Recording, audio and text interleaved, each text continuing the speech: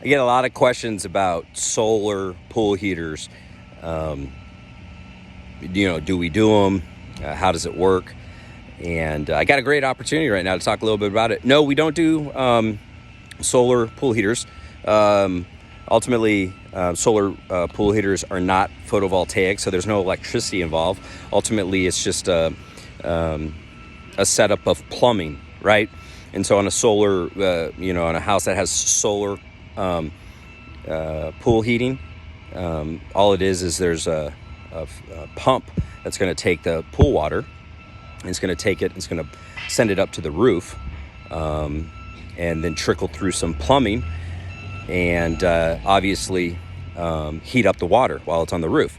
So the solar aspect to solar pool heating is the fact that it's just the sun hitting some plumbing on the roof and warming up that water, and then it's circulating back into the pool. So anyways, that's a little bit about solar pool heaters. The reason why I want to talk about it today is we actually have a cool opportunity. This is what normally happens, usually typically after about, I would say on average, I'm seeing probably 5 or 6 years. This is we had a customer that had solar pool heating, and it just wasn't working for them anymore, and we were installing their job, and so they asked us to remove it. And so this is basically what that plumbing looks like on the roof. You've got PVC material, which is really strong material, but being on the roof, it's obviously getting pretty beat up. The solar aspect of it, you can see inside that pipe there's holes, so the pool water would get pumped up to the top side of the roof here, and then the water would just trickle down these PVC little tubes, and it would hit to the bottom of the roof and then continue out and back into the pool. So not necessarily against this product, definitely not something we plan on installing. Especially in Arizona, there's 2 reasons why I don't feel like it's something that we want to get involved with. One, the sun is brutal out here. You could see how quickly this material gets beat up by the sun.